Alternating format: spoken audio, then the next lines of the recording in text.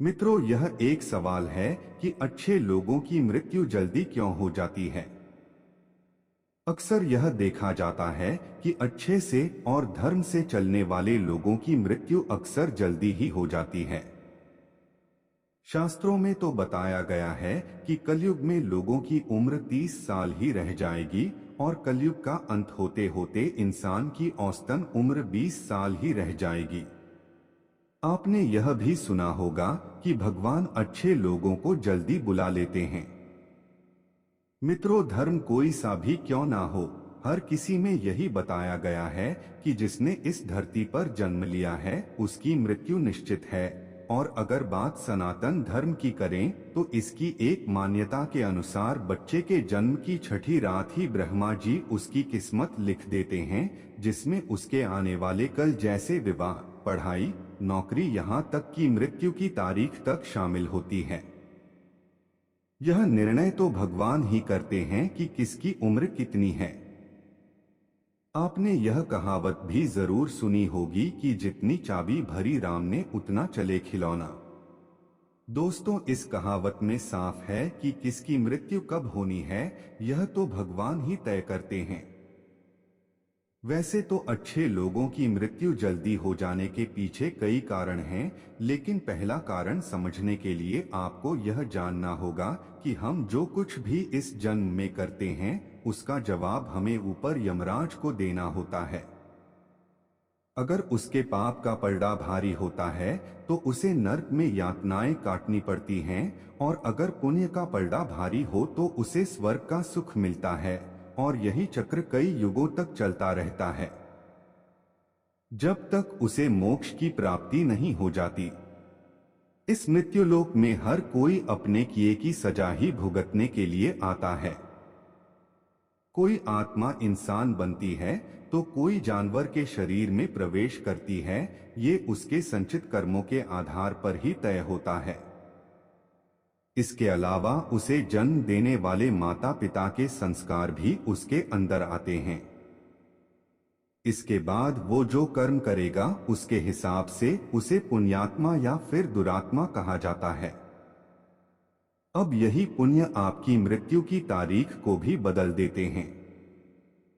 जिस तरह से एक जज जेल में रहने वाले कैदी के व्यवहार को देख उसकी सजा कम कर देता है, ठीक उसी तरह भगवान भी देखते हैं कि इंसान मृत्युलोक में जाने के बाद अच्छे कर्म कर रहा है और उसे अपने किए की सजा मिल चुकी है। और जब उन्हें लगता है कि अब उसे मृत्युलोक में नहीं रहना चाहिए तब वो उसे बुला लेते हैं। भगवान के दंड विधान के अनुसार हर व्यक्ति को केवल उतना ही दंडित किया जाना चाहिए जितना उसके पाप किया है। अब क्योंकि अच्छे लोगों के पाप कर्म बुरे लोगों के पाप कर्मों की तुलना में अधिक होते हैं, इसलिए अच्छे लोग अपने पापों का फल जल्दी ही भुगत लेते हैं। हिंदू धर्म में मान्यता है कि भगवान हर अच्छे आदमी को किसी न किसी उद्देश्य के साथ ही इसे मृत्युलोक में भेजते हैं, और भगवान का अपना अवतार उन्हीं उद्देश्यों में शामिल है। इसीलिए जब वो उद्देश्य जल्दी पूरे हो जाते हैं तब भगवान उन्हें वापस बुला लेते हैं। अर्थात अच्छे लोगों की मृत्यु उनके अच्छे कर्मों पर ही निर्भर करती है। इसके अलावा आपको ये भी बता दूं कि जो लोग ये कहते हैं कि मरने के बाद इंसान खाली हाथ जाता है, उन्हें यह जान लेना चाहिए कि 3 चीजें ऐसी हैं जो मरने के बाद भी उसके साथ जाती हैं। एक है संचित कर्म, दूसरा है स्मृति और तीसरी है जागृति। इसीलिए आप अब किसी से ये मत कहना कि आप खाली हाथ आए थे और खाली हाथ जाएंगे।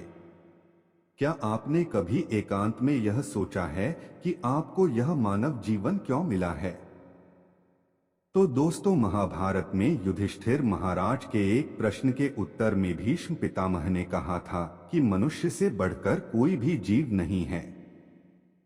आपको यह जानकर आश्चर्य होगा कि 84 लाख योनियों के बाद हमें मनुष्य जीवन मिलता है, और संसार के सभी प्राणियों में मनुष्य ही सबसे श्रेष्ठ है। इसकी वजह है मनुष्य में सत्य एवं असत्य का विवेक कराने वाली हमारी बुद्धि का होना। लेकिन इस धरती पर हम दुनियादारी के चक्र में कुछ इस तरह फंस जाते हैं कि हमारी बुद्धि सीमित दायरे में ही सिमटकर रह जाती है। हम सांसारिक सुखों को ही सब कुछ मानकर उसमें लिप्त रहने में ही अपना सौभाग्य और अपने जीवन की सफलता समझते हैं।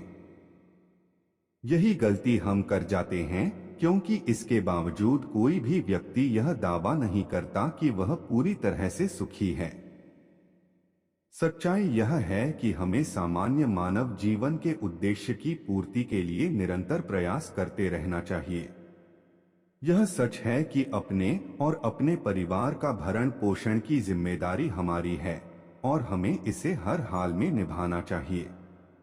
लेकिन क्या आपको यह मालूम है कि आप कहां से आए हैं और आपको कितने दिनों तक या कितने सालों तक इस जगत में रहना है और आपकी मंजिल क्या है?